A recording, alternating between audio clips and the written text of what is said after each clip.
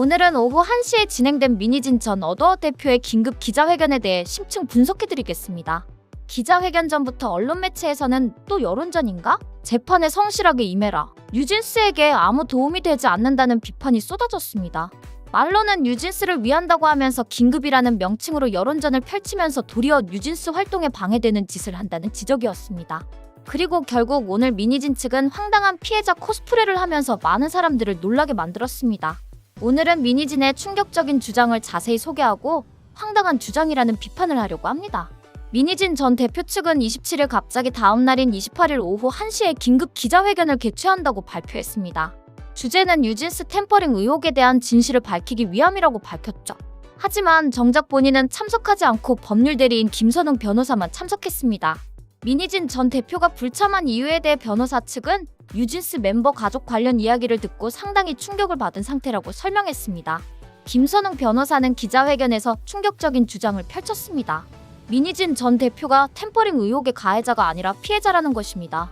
그는 민 전 대표는 최근 전문 변호사의 도움으로 자신이 아닌 뉴진스 멤버 한 명의 가족과 특정 기업인이 결탁한 주식시장 교란 공모였음을 알게 됐다고 주장했습니다. 변호사 측이 제시한 스토리는 이렇습니다. 2024년 6월경 뉴진스 멤버 한 명의 아버지로부터 내 형이 인맥이 넓고 연줄이 있으니 하이브와의 협상을 맡겨주면 잘할 것이라는 제안을 받았다는 겁니다. 이 멤버의 큰아버지가 바로 혜인의 큰아버지로 알려진 이원필 핸디포인트 회장입니다. 그리고 혜인의 큰아버지가 민희진을 찾아와 다보링크 박정규 회장과 전화 통화를 했다는 겁니다. 민희진 측은 이때 녹음한 파일도 공개했습니다. 민희진이 다보, 테라 이게 뭐예요? 라고 묻자 혜인의 큰아버지가 테라는 박정규, 다보는 자신이 대주주인 회사라고 설명했다는 것이죠. 민희진 측의 핵심 논리는 이렇습니다. 자신은 다보링크나 테라사이언스에 대해 전혀 몰랐고 혜인의 큰아버지와 다보링크 박정규 회장이 주가 조작을 위해 민희진과 뉴진스를 이용하려 했다는 것입니다. 그리고 이 계획이 실패하자 다보링크 측에서 민희진이 템퍼링을 시도했다고 역공을 펼쳤고 이 때문에 억울하게 템퍼링 의혹을 뒤집어쓰게 되었다는 주장입니다. 다보링크 박정규 회장이 언론과의 인터뷰에서 민희진이 뉴진스를 빼내려고 했다는 발언을 하면서 억울하게 민희진 템퍼링 의혹이라는 것이 생겼다는 주장입니다. 민희진은 이런 주장을 입증하기 위해 혜인의 아버지가 신영재 빅히트뮤직 대표의 친분을 과시했다는 메시지 증거 등 녹취록들을 현장에서 공개했습니다. 민희진은 2024년 9월 28일 하이브 이재상 대표와 직접 면담했을 때의 녹취록을 공개하면서 나는 다보링크를 몰랐다고 주장했습니다. 이재상 대표가 갑자기 테라사이언스 다보링크란 회사 이름을 들어봤냐고 물었고 민희진은 테라 뭐야? 하이브가 나 죽이려고 지금 드릉거리고 있는데 미쳤다고 제가 만나겠느냐고 답했다는 것입니다. 민희진 측은 다보링크 사건을 주가 조작 세력이 자신을 이용하려 한 것이라고 주장합니다. 하지만 시간 순서를 따라가 보면 오히려 민희진이 다보링크를 이용하려 했다는 해석이 더 설득력이 있습니다. 민희진은 2024년 9월 30일 직접 박정규 회장의 집을 방문했습니다. 혜인의 큰아버지와 함께 말이죠. 이 자리에서 투자 논의가 없었다면 왜 다보링크는 혜인의 큰아버지를 이사 후보로 올렸을까요? 박정규 회장의 증언처럼 민희진이 뉴진스를 데리고 나올 수 있을까라는 질문을 했기 때문 아닐까요? 그런데 계획이 언론에 노출되고 템퍼링 의혹이 불거지자 민희진은 11월 5일 갑자기 어떠한 곳과도 접촉한 적이 없다며 모든 것을 부인했습니다. 이로 인해 다보링크 주가는 폭락했고 박정규 회장은 농락당했다고 분노했죠. 민희진 측이 공개한 녹취록과 대화 내용도 자세히 살펴보면 의문이 많습니다. 9월 28일 이재상 대표가 다보링크에 대해 물었을 때 민희진이 테라 뭐요? 라고 반응했다는 건데 그 다음날 혜인의 큰아버지가 찾아와서 바로 다보링크 박정규 회장과 통화를 했다는 것 자체가 이미 사전 약속이 있었다는 방증 아닐까요? 민희진 측은 혜인의 큰아버지가 주가 조작의 핵심 인물이라고 주장합니다. 하지만 혜인의 아버지는 전혀 다른 입장이었습니다. 혜인 아버지는 뉴진스 부모들 중 유일하게 어도어와의 전속계약 해지에 반대 입장을 고수한 인물입니다. 혜인의 어머니가 아버지를 상대로 친권 행사 제한 소송을 제기했고 법원은 어머니의 손을 들어줬습니다. 혜인 아버지는 친권을 박탈당하면서까지 민희진 반대 입장을 고수했습니다. 이는 혜인 아버지가 민희진과 혜인 큰아버지의 계획에 심각한 문제가 있다는 것을 알고 있었다는 의미입니다.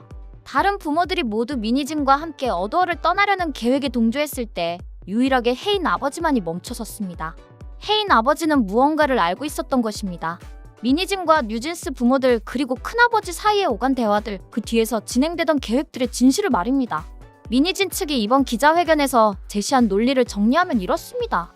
자신은 혜인의 큰아버지와 다브링크에게 속았고 주가 조작에 이용당할 뻔했으며 이들이 계획이 실패하자 미니진에게 템퍼링 의혹을 뒤집어 씌웠다는 것입니다.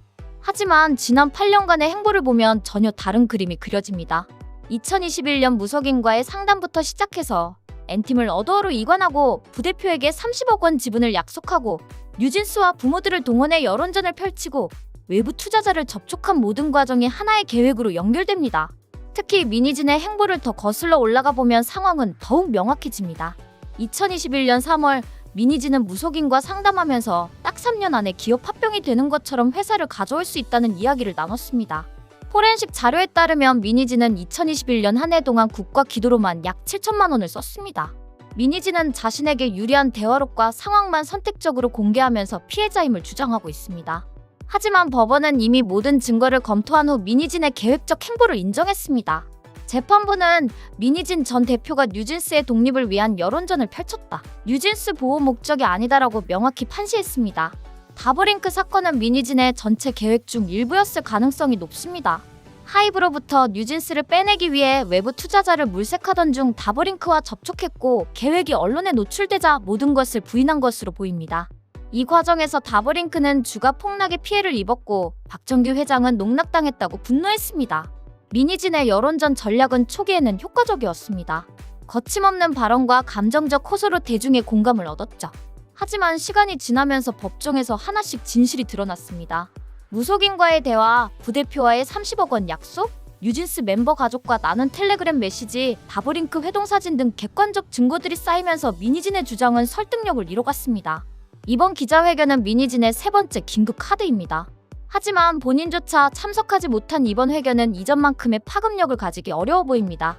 2년여간의 긴 법정 다툼 속에서 이제는 화재성보다 법원의 판결이 대중의 판단 기준이 되었기 때문입니다. 뉴진스 멤버들은 법정에서, 국회에서 각종 뉴스를 통해 충분히 과도하게 이미지가 소비되었습니다. 이제 멤버들에게 필요한 것은 안정적인 활동 복귀입니다. 하지만 미니진의 계속되는 여론전은 오히려 뉴진스의 복귀를 지연시키고 있다는 비판을 받고 있습니다. 지난 8년간의 행적과 객관적 증거들 그리고 법원의 판단을 종합해보면 답은 명확해 보입니다. 미니진의 나는 속았다, 나는 이용당했다는 주장은 자신의 계획이 실패하자 책임을 회피하기 위한 마지막 카드로 보입니다. 2월 12일에는 260억 원 규모의 풋옵션 소송 1심 선고가 예정되어 있습니다. 또한 430억 원대의 손해배상 소송도 진행 중입니다.